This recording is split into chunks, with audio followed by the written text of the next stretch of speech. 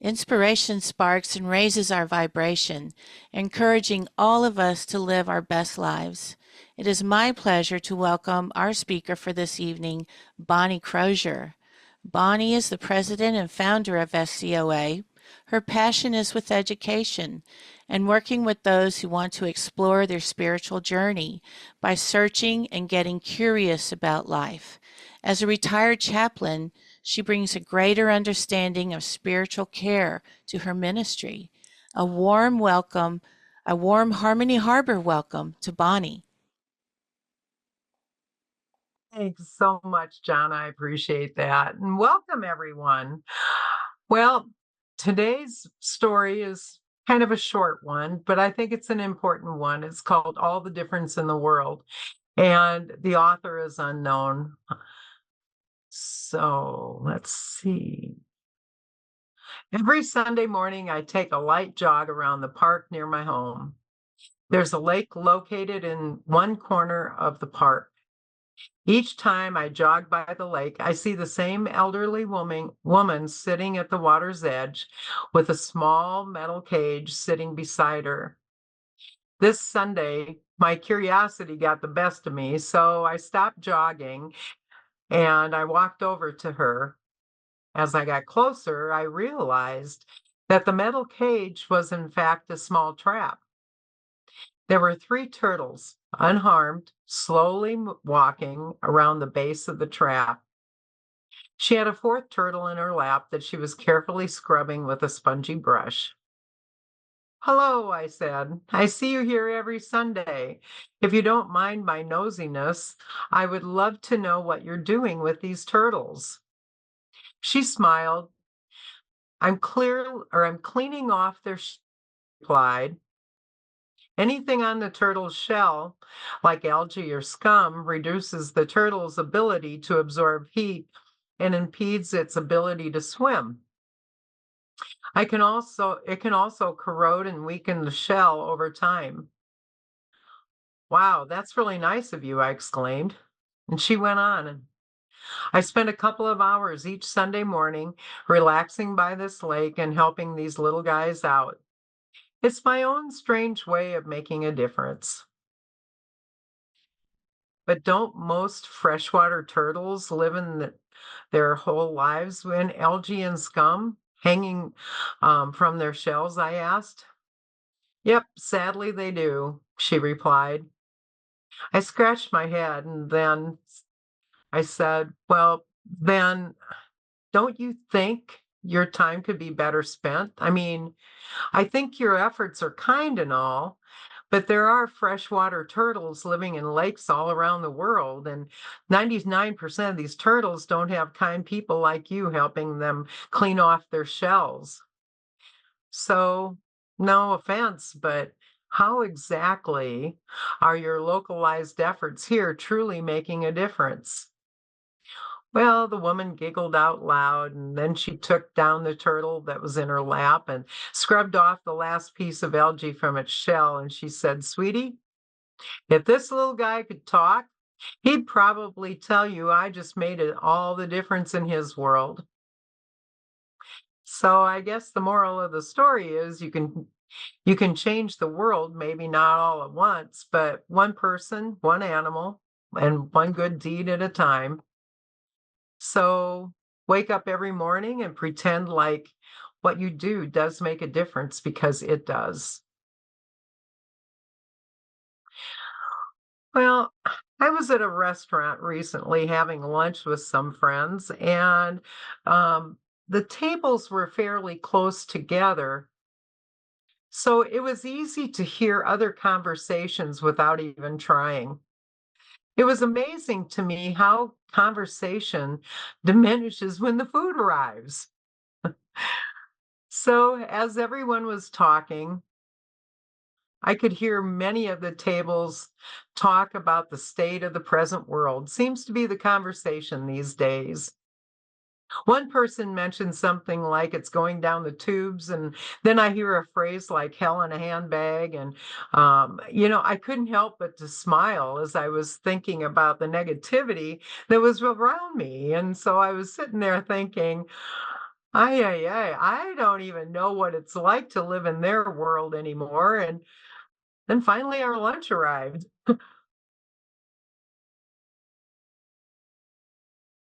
So, as we were enjoying our lunch, I noticed the focus of our conversation at our table started to turn negative as well. And my lunchmates had succumbed to the energy that was surrounding us, adding just as much negativity. So, in a little louder voice, I said to my friends, "Hey, I got some good news to share." And they sort of sat back in their chairs, and I think the look on their faces expressed what they realized is that the law of attraction had changed their usual demeanors as well. I noticed the people sitting near our table had glanced over our way with my comment.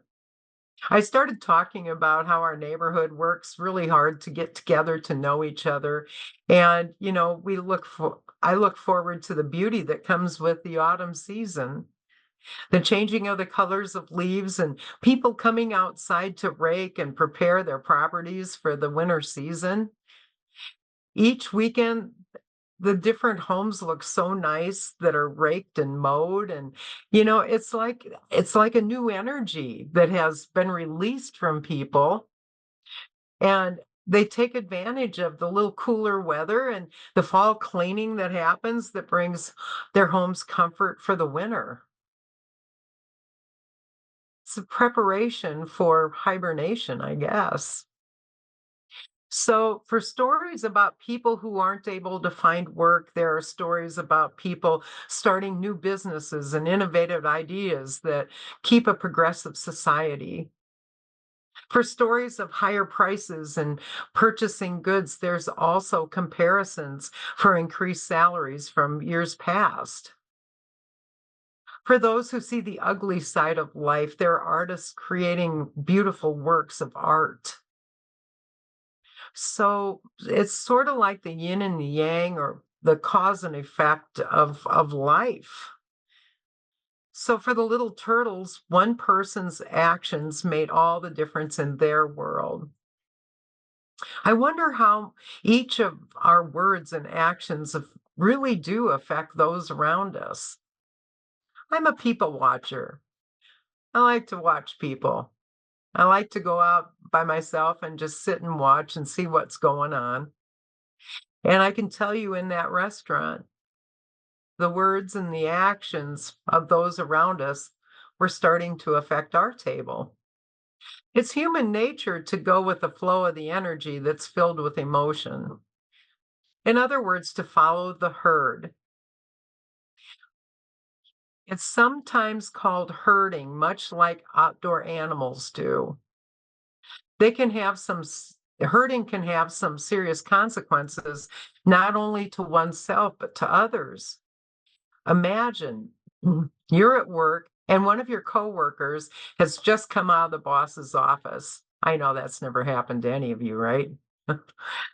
This coworker is not happy with the conversation that took place behind closed doors.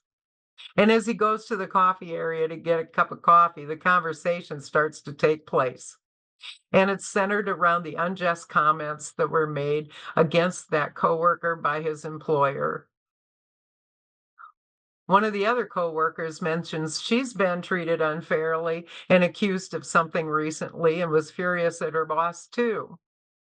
And as more people voice their opinions, I'm curious, what do you do? Do you follow the herd? Hmm. Or do you choose not to add negativity to the workplace? Psychology Today had reported in an article why you shouldn't follow the crowd, which was posted online on June 28th, 2023. And they talk about herding. Herding can crash stock markets, hinder evacuation efforts, or fuel riots. Contrary to the so-called wisdom of crowds, which emerges when judgments of individual group members or individually collected produce an average opinion, herd behaviors typically rely on so-called information cascades, where people can take others' beliefs or copy their choices without critically appraising the underlying reasons. This frequently leads to imitation of irrational or simply stupid behaviors. Sorry if I offended anybody, but it came from psychology today. So, with social media being so present and in your face, it mimics the scenario that I gave you earlier about the workplace. What if the boss is the one turtle that needs help? Because the employees that were reprimanded needed to be. What if that lone boss or turtle was doing what they needed for the department to follow company guidelines? We don't really know what happened inside behind closed doors. We only get one copy of what happened, and that's the angry employee, right? I remember a wise man telling me one time there's three sides to every story: yours, mine, and the truth. Because the perception that can be taken with the words and the actions. So, one of the things that people have when they claim to be spiritual is that they want to be kind, experience love, peace, tolerance, understanding, and the list goes on. So, how can one be spiritual if they don't follow the very words that they intend to live by? Don't get me wrong, it's tempting. Like I said earlier, it's human nature. So, making a difference can be a big change for many. Sometimes making a difference can be the smallest gesture. I want you to think about this past week. If you had to mention just one thing that someone did to make a difference in your life, what would it be? I don't know. Would it be something as simple as saying hi or refilling your water if you went out to eat? And then, what was the one thing this last week that you did for somebody else? Did you maybe check in with them? Make sure they're okay? I think in order to change one's perspective, we need to it needs to be a lifestyle change. We live in an instantaneous world. With the internet, we can get information almost at the snap of a finger. We want everything fast. We want to, but also there's many who want to live a more spiritual life, and that requires one to be a herd of one.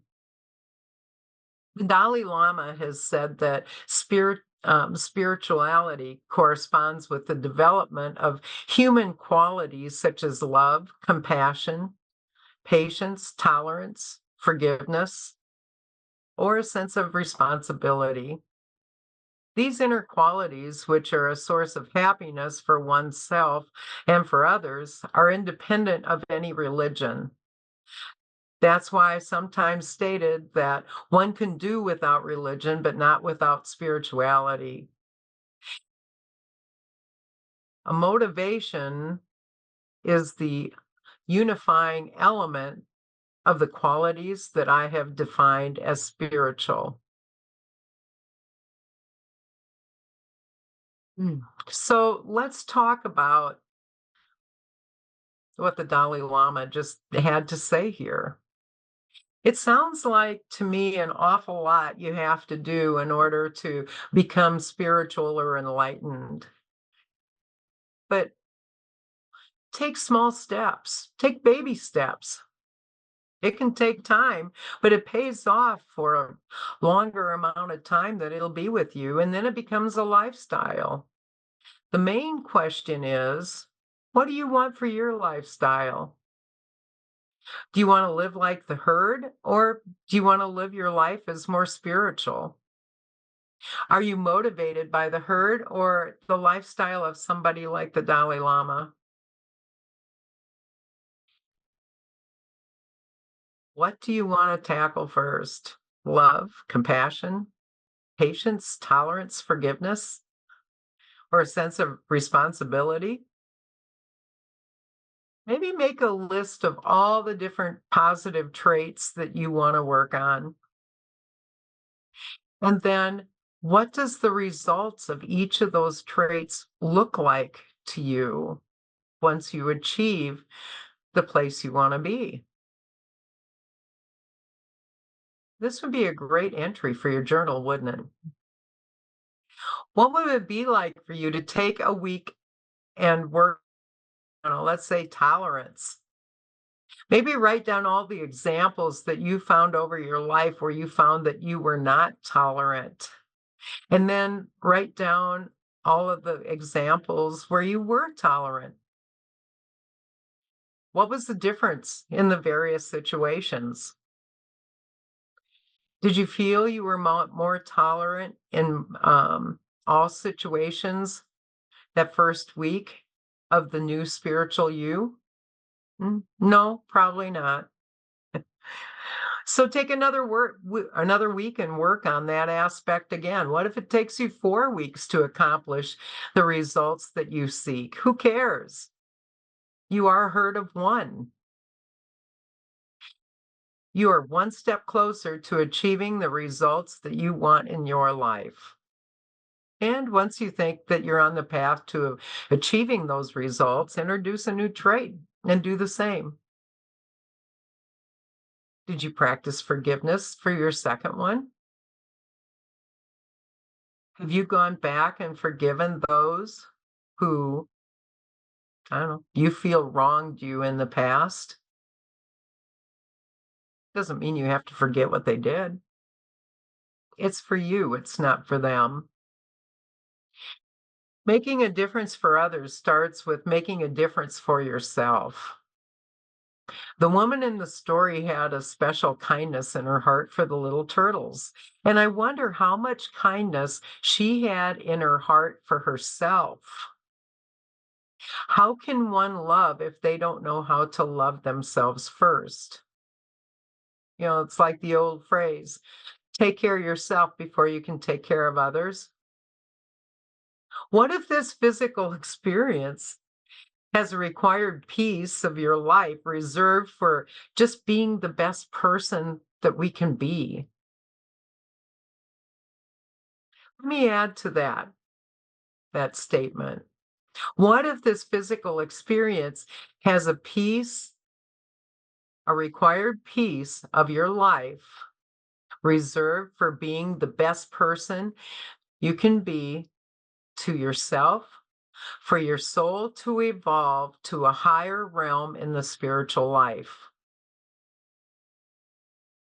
What if I read the story? What if the story I read wasn't about turtles at all?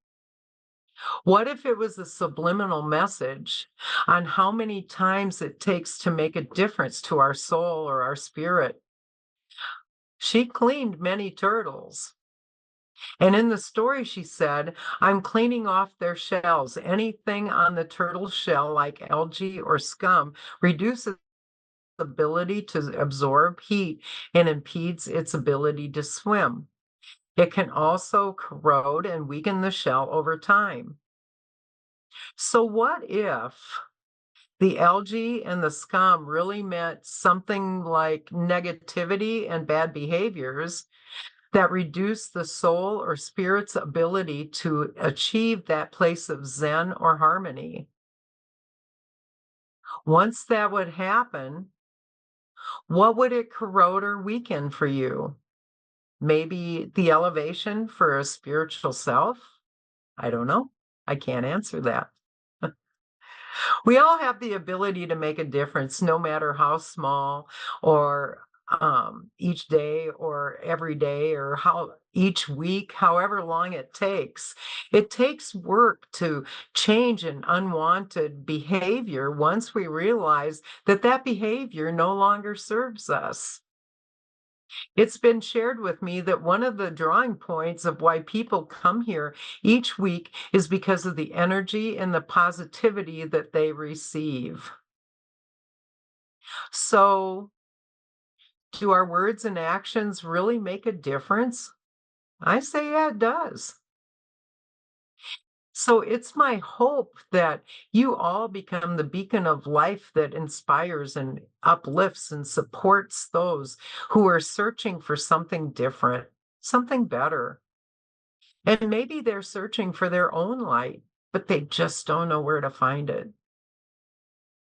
Humanity needs more people to promote hope, understanding, compassion, and have unconditional kindness. And as the Dalai Lama was once quoted, love and compassion are necessities, not luxuries. Without them, humanity cannot survive.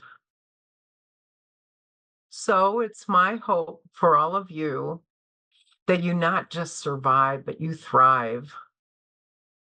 So I want you to have a blessed week and thank you for allowing me to serve.